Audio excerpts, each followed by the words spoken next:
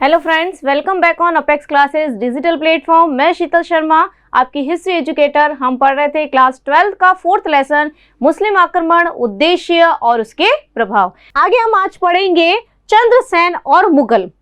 अब हमें प्रत्यक्ष युद्ध होगा यहाँ पर, ठीक है ना। जैसे कि हमने पिछली क्लास में पढ़ा था कि चंद्रसेन जो है वह जोधपुर दुर्ग से भागकर कहाँ चला गया था, भद्राजून चला गया था। ओके, अब यहाँ पर बात उठती है कि भद्राजून की सूचना अब किसको मिलती है, अकबर को मिलती है। अब अकबर जो है वो अपनी सेना कहाँ भेजेगा, भद्राजून भेजेगा। कहाँ पर है भद्राजून, ये आपको मैप में दिख रहा है, जालोर।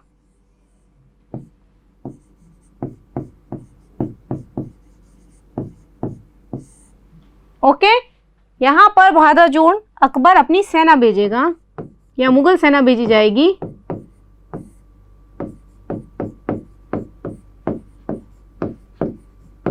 अकबर द्वारा सेना भेजी गई कहां पर, भद्राजून, क्योंकि उनको पता चला कि चंद्रसेन कहां जाकर छुप गया है, भद्राजून में। और भद्राजून कहां पर है, जालोर में। याद रखना है आपको किस डिस्ट्रिक्ट के अंदर कौन सी जगह आ रही है, मोस्ट इंपोर्टेंट, ठीक है ना। अब नेक्स्ट चीज क्या होती है कि भद्राजून वो अपनी सेना तो भेज देती है, भद्राजून पर आक्रमण कर दिया जाता है। लेकिन जैसे ही चंद्रसेन को पता चलता है कि मुगल सेना भद्राजून आ गई है, तो वह भद्राजून से भागकर 1571 ईस्वी में कहां चला जाता है, शिवाणा। कहां चला जाता है, शिवाणा भाग जाता है। अब देखो स्टेप याद रखोगे, सबसे पहले जोधपुर दुर्ग, जोधपुर दुर्ग से कहां भागेगा, भद्राजून, और भद्राजून से कहां भागेगा, शिवाणा। शिवाणा कहां पर है आपको ध्यान रखना है, शिवाणा है बाड़मेर डिस्ट्रिक्ट में। ओके, तो यहां से भागकर यहां आ जाएगा।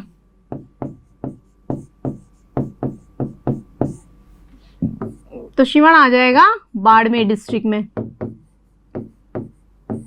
यानी 1571 ईस्वी में राव चंद्रसेन जो है वह कहां पहुंच जाएगा, शिवाणा पहुंच जाएगा, मुगल सेना से बचते हुए, ठीक है ना। अब इसी दौरान आपको ध्यान रखना है कि 1572 ईस्वी के दौरान महात्मा महाराणा प्रताप हम पढ़ेंगे। महाराणा प्रताप का जो राज्यारोहण का कार्यक्रम हो गया, गद्दी पर बैठ जाता है वो, तो उस समय में क्या है कि 72 ईस्वी के आसपास की महाराणा प्रताप जो है वह गुजरात साइड में अपना अधिकार नहीं करते हुए मेवाड़ से निकलकर, तो इसके लिए क्या करता है कि जोधपुर में जो उसकी सेना और सेनापति नियुक्त है उसकी जगह पर अब वह जोधपुर में नया अपना शासक नियुक्त कर देता है। जोधपुर जो वह किसके अधिकार में दे देता है, अकबर जोधपुर दे देता है वो बीकानेर के राय सिंह के अधिकार में, ठीक है ना। तो जोधपुर किसके अधिकार में कर देगा, बीकानेर के राय सिंह। ये ध्यान रखना है आपको, बीकानेर के राय सिंह को जोधपुर में नियुक्त क्यों करेगा, महाराणा प्रताप के आसपास के आक्रमण से बचने के लिए उसको सेना की आवश्यकता है। तो जोधपुर में किसको नियुक्त कर देगा, बीकानेर के राय सिंह को, ठीक है ना। बीकानेर के राय सिंह को नियुक्त करेगा।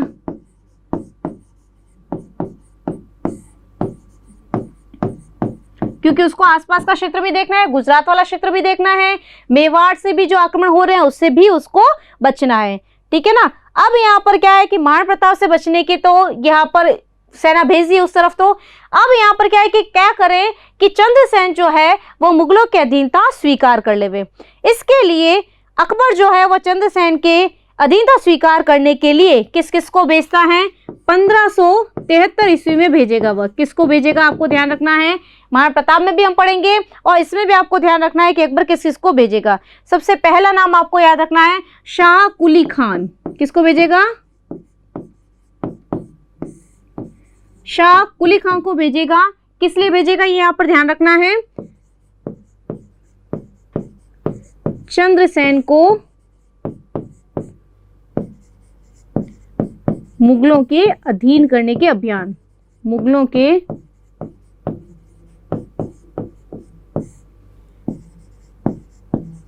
अधीन करने के लिए, ठीक है ना। यहाँ पर उससे कहा जाएगा कि भी वह मुगलों की अधीनता स्वीकार कर लेवे। तो किस किस को भेजेगा, शाह कुली खान। इसके साथ में वो भेजेगा जगत सिंह को। किसको भेजेगा, जगत सिंह को भेजेगा।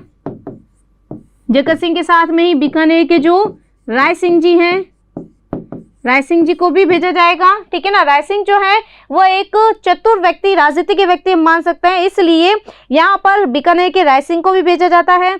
और इसके साथ में जो चौथा व्यक्ति जाता है वह है केशवदास मेड़तिया। केशवदास मेड़तिया। ये 4 नाम याद रखने हैं आपको। महाराणा प्रताप में भी अपन 4 नाम याद रखेंगे, ठीक है ना।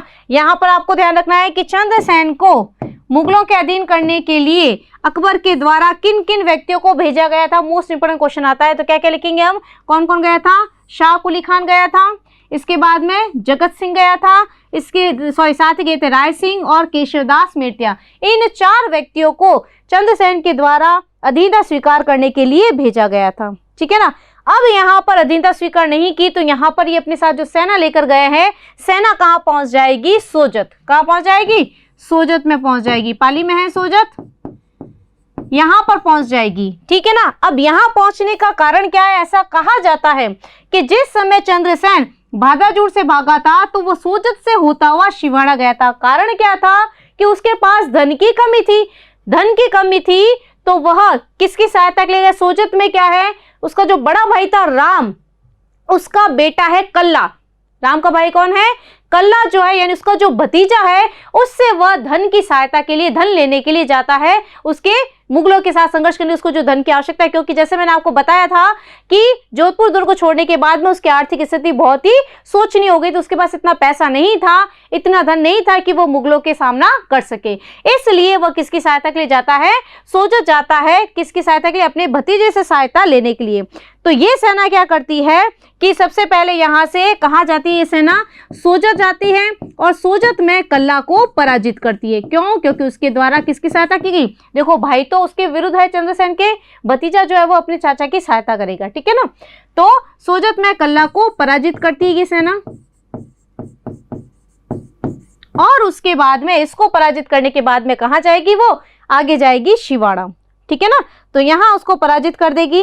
अब ऐसा कहा जाता है कि यहाँ पर जो पता चलता है कि मुगल सेना आ गई, चंद्रसेन को पता चल जाता है, तो चंद्रसेन क्या करता है, इस पूरे दुर्ग का दायित्व जो है वो किसको सौंपता है, पत्ता को, पत्ता राठौड़ को।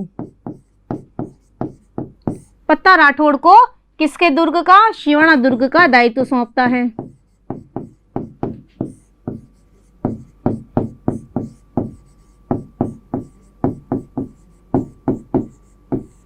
ठीक है ना, शिवाड़ा दुर्ग का दायित्व जो है वो पत्ता राठौड़ को सौंप देता है, ठीक है ना। और वह कहाँ चला जाता है, पहाड़ों में चला जाता है और पहाड़ों में जाकर वह मुगलों के खिलाफ कौन सी नीति अपनाए, वही जो महाराणा प्रताप ने अपनाई थी। कौन सी, छापामार पद्धति। कौन सी अपनाएगा, छापामार पद्धति। छापामार पद्धति का मतलब क्या होता है, प्रत्यक्ष रूप से सामने नहीं आकर पीठ पीछे से छुपकर गुरिल्ला पद्धति के द्वारा वार करना, ठीक है ना। तो यहाँ पर क्या है कि वो पहाड़ियों पर चला जाएगा, मतलब मुगल सेना जो है वह चंद्रसेन पर अधिकार नहीं कर पाएगी, ठीक है ना। और वह यहाँ से पहाड़ियों में छुपकर सामने आएगा, मुगलों के खिलाफ अभियान करेगा, उस पर आक्रमण करेगा, उसकी सेना को पराजित करेगा।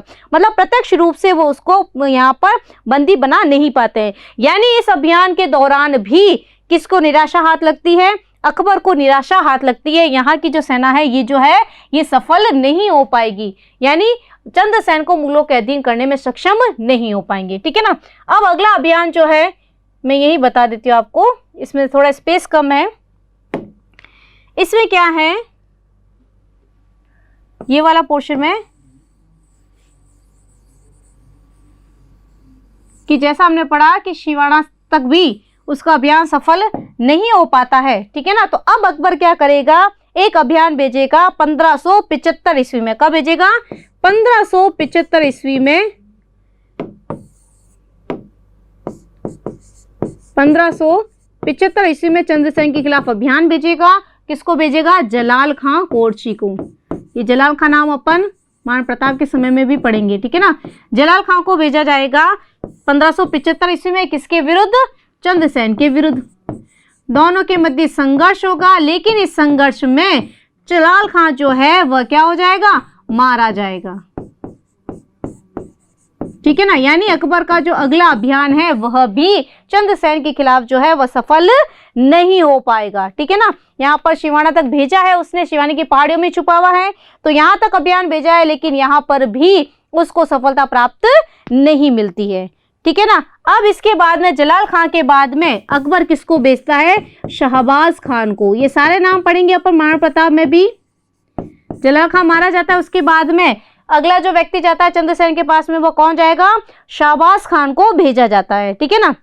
अब शाहबाज खान में क्या है, वह भी सिवाना के दुर्ग को पूरी तरह से घेर लेता है और सिवाना के दुर्ग पर किसका अधिकार हो जाता है? मुगलों का अधिकार हो जाता है, ठीक है ना। जब शाहबाज खान के नेतृत्व में सेना भेजी जाएगी, जलाल खान के साथ तो युद्ध करेगा चंद्रसेन, पहाड़ियों से छुपकर आएगा और उसको मार डालेगा, लेकिन शाहबाज खान जिस समय जाएगा वह सिवाना दुर्ग को घेर लेगा और सिवाना दुर्ग पर किसका अधिकार हो जाएगा? मुगलों का अधिकार हो जाएगा, ठीक है ना। सिवाना जो है वह मारवाड़ की संकटकालीन राजधानी थी। मोस्ट इंपोर्टेंट ध्यान रखने, ठीक है ना। ये भी 1575 में ही अधिकार होगा। मोस्ट इंपोर्टेंट 1 नंबर क्वेश्चन पूछा जाता है कि मारवाड़ की संकटकालीन राजधानी कौन सी थी?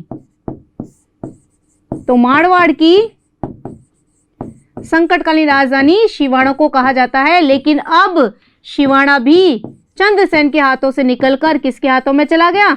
मुगलों के हाथों में चला गया, यानी अब उसकी स्थिति जो है वो और अधिक दयनीय हो गई। ऐसा कहा जाता है कि उसके पास में एक छोटी सी जो पोखरण जो भाटियों के पास है, उसने क्या किया? धन की प्राप्ति के लिए उस पोखरण को भी बेच दिया, ठीक है ना, क्योंकि उसको धन की आवश्यकता थी। मुगलों के अधीन था, वो स्वीकार करना नहीं चाहता है, तो मुगलों से लड़ने के लिए उसने पोखरण, जैसलमेर के क्षेत्र में जो है पोखरण वाला जो क्षेत्र है वह उसने भाटियों को बेच दिया और ये कहा कि जब उसके पास धन होगा तब उस चीज को वो पोखरण को वापस खरीद लेगा, ठीक है ना। तो ऐसा प्रस्ताव करके पोखरण जो है वह कब चला जाता है? 1576 ईस्वी में उसके हाथ से चला जाता है। यानी दिनों दिन राव चंद्रसेन की स्थिति जो है वो बद से बदतर होती जाती है, ठीक है ना। अब क्या है, नेक्स्ट अपन पढ़ेंगे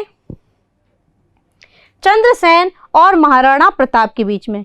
चंद्रसेन और महाराणा प्रताप के बीच में हम क्या पढ़ेंगे कि जो ये अभियान हमने यहाँ पढ़ा था कि इसमें जैसलमेर भी चला गया, लास्ट में क्या है वो पहाड़ियों में भागता हुआ यहाँ से जैसलमेर चल जा गया। सोजत की जो सारण की पहाड़ियाँ हैं, ठीक है ना, सोजत में जो सायन की पहाड़ियाँ हैं, कहीं पर सारण की पहाड़ियाँ लिखा है, कहीं पे सायन की पहाड़ियाँ हैं, दोनों सिमिलर ही हैं।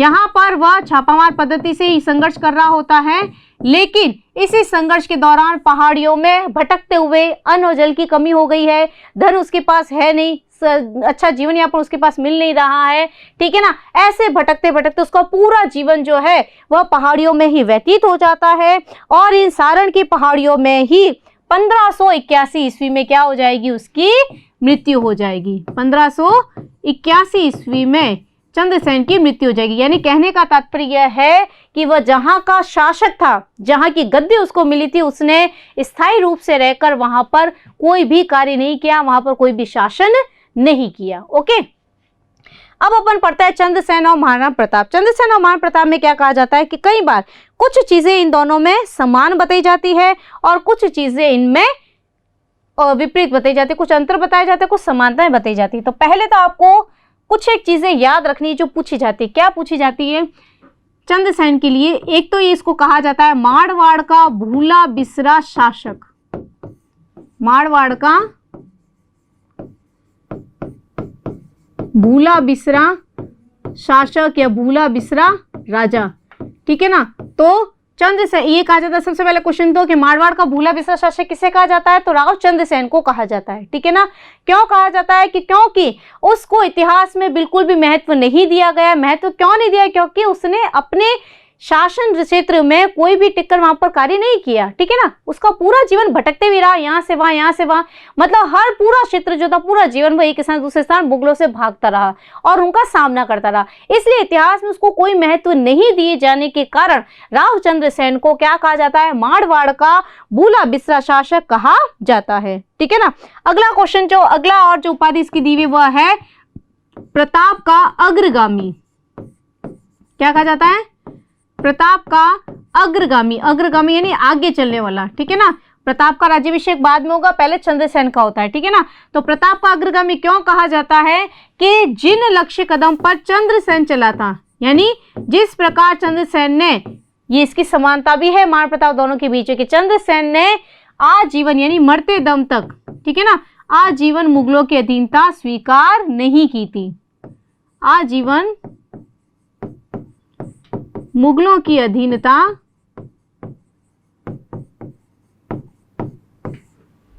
स्वीकार नहीं की थी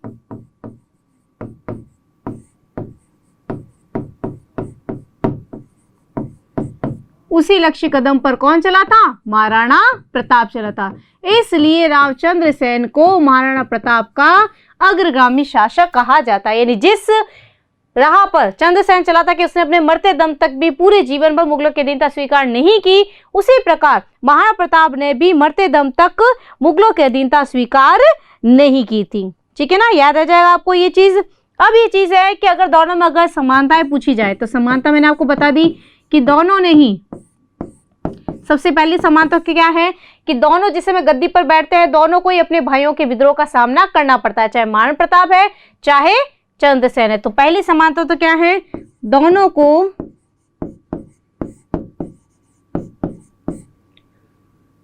गद्दी पर बैठने के बाद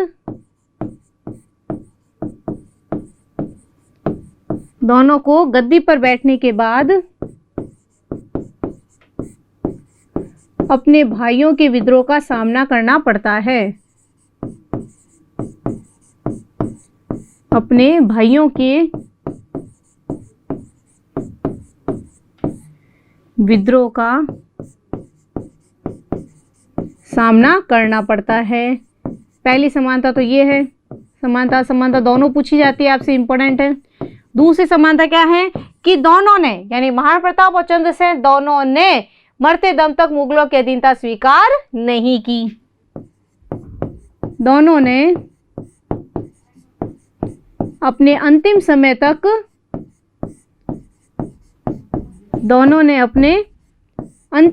तक मुगलों की अधीनता स्वीकार नहीं की।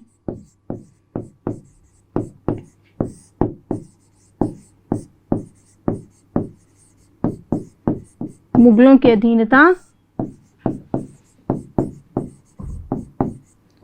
स्वीकार नहीं की।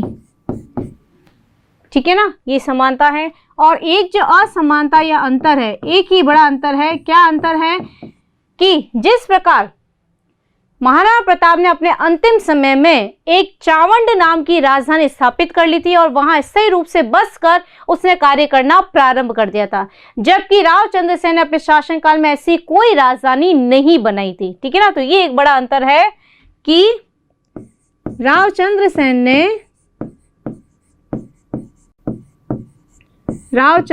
ने महाराणा प्रताप की तरह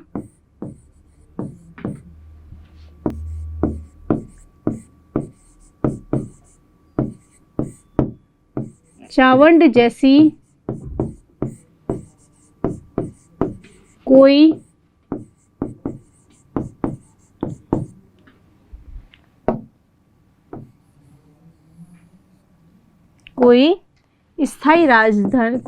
स्थायी राजधानी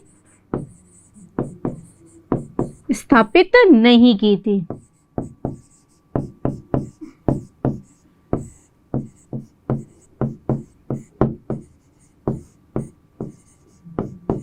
ओके, ये दोनों में सबसे बड़ा अंतर माना जाता है कि महाराणा प्रताप ने तो चावंड जैसी राजधानी स्थापित की थी, लेकिन रावचंद्र सेन ने इस प्रकार की कोई भी राजधानी स्थापित नहीं की थी। तो इस प्रकार हम देखते हैं कि दोनों ने ही, एक ये भी सिमिलर हम कह सकते हैं कि दोनों ने छापामार युद्ध पद्धति से मुगलों का सामना किया। छापामार पद्धति से मुगलों का सामना किया।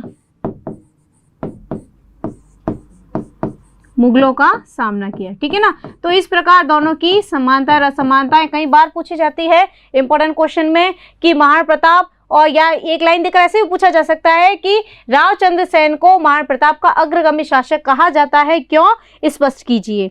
ठीक है ना, तो इस प्रकार आपको ये सारी चीजें याद रखनी है, जो चीजें पूरे अच्छे से याद रखनी है कि किस प्रकार मारवाड़ का स्वतंत्र प्रकृति का जो शासक था रावचंद्र सेन, उसने अपने मरते समय तक मुगलों के समक्ष अपनी अधीनता स्वीकार नहीं की थी। ठीक है ना, तो आज का हमारा रावचंद्र सेन का जो टॉपिक है वही यही कंप्लीट होता है। नेक्स्ट क्लास में नए टॉपिक के साथ फिर मिलेंगे, तब तक के लिए थैंक यू।